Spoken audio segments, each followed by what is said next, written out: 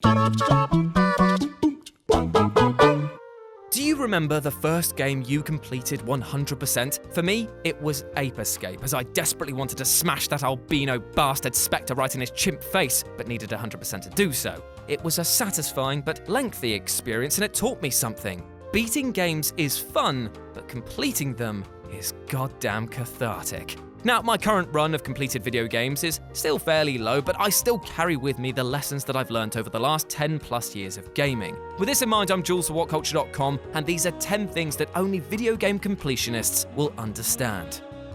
Number 10. Having your 100% stat taken away by DLC. In gaming today, you'd be hard-pressed to find something that doesn't have some sort of downloadable content planned for the future. With DLC comes new content, new areas to explore, and obviously, new achievements. And it's arguably the most frustrating thing a completionist will be put through, seeing their crisp 100% dialed down until they dole out the dosh and tick all the new boxes. So while many will look at new trailers with excitement, if you've already counted the game as done in your mind, it might be met with a sigh as you have to saddle up once more. Number 9. Collectibles. So many collectibles.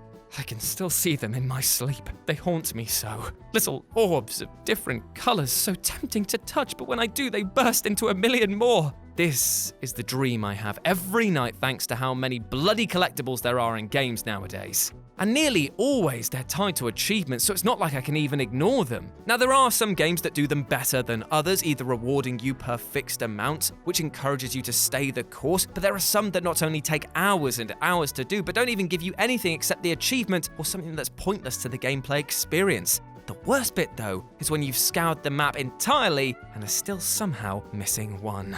Ugh, disgusting. Number 8. Luck-based achievements are just pure evil. There's nothing worse than going for an achievement that you have absolutely zero control over. Games like Monopoly, yes, Monopoly, have achievements based off of rolling doubles 3 times and landing on every single space on the board. Hell, even Guitar Hero Warriors of Rock had them for finishing songs with a score ending in 000 or ending a song with the exact score of 133337. The frustrating thing comes from being so close and yet so very far from completion, and it just boils my buzz. It makes me go fizzy. No one likes to feel like they aren't in control of the outcome of a situation, and when you are literally sitting with controller in hand and still don't have total control over how the situation is going to play out, it's enough to deep throat a rusty dog food tin. Number 7. Deliberately disobeying whatever a game tells you. This one is a personal annoyance, as I understand that devs go to great lengths to keep their games playable, but because they also insist on hiding secrets everywhere, it can sometimes mean that we deliberately do the opposite of what we're told in order to see if there's anything tied to it. This has a knock-on effect of the flow of the game being interrupted. But you did this to yourselves, devs! Therefore, you might end up missing some of the fun details because you're too busy throwing grenades at a chicken in the hopes of making something happen. Plus, it's almost like they tease us, because what with all the nooks and crannies they pop into their maps, they know that we can't resist going down them. Also, side note, the worst achievements, by the way, are those that go on uncovering all of the map area. That just bloody sucks. Number 6. Leaving a game idle overnight for a play for X amount of hours achievement. Listen, I'm a busy man with avocados in my hipster fridge that need deconstructing. I genuinely don't have enough time to play a game for 100 hours or, like the Stanley Parable, not play it for 5 years. So if these ever pop up, I'm sure that we've all been tempted to leave the game on, running in circles just to buff up that number. A good example of this is Beautiful Katamari, a game with not much depth to it, yet having an achievement for playing it for 100 hours. The game Donnie have 100 hours worth of content, let me tell you that, so that artificial padding needs some artificial playing in my book. Number 5. Multiplayer achievements can be mind-numbingly annoying. I don't know about you, but I groan when I see how many multiplayer trophies are tied to games nowadays, mainly because while I've got no problem with getting better at a game to get some of the harder ones, there are so many that are down to just blind luck.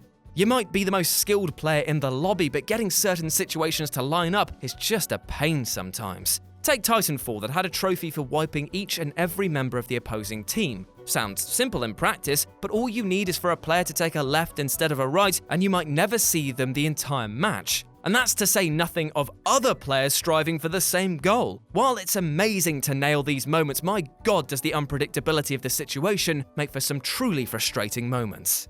Number 4. The grind is real.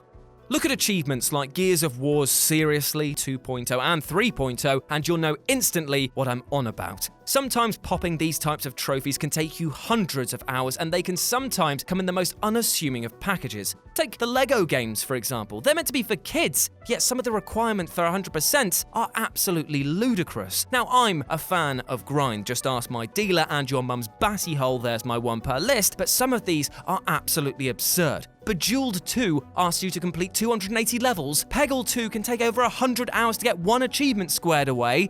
Absolutely absurd. Number 3, we will play games we hate just for gamer score. Sometimes it's not about the journey, it is about the destination. Like you might have to go through somewhere to get somewhere nice, like going through Gateshead to get to a decent pizza place in Jesmond, and sometimes you'll end up playing games that are absolute tripe in order to get those cheap and easy cheeves. Sometimes it's just putting up with a game that might have lost its luster, but other times it might be that you can net 100% in just a few hours and you think to yourself, go on then, let's have a wee crack. In fact, we might just be making a list of one of these super simple titles for those desperate to inflate their online ego in the future. Lucky you, you're welcome. Number 2, sometimes you just need to know when to give up on a game.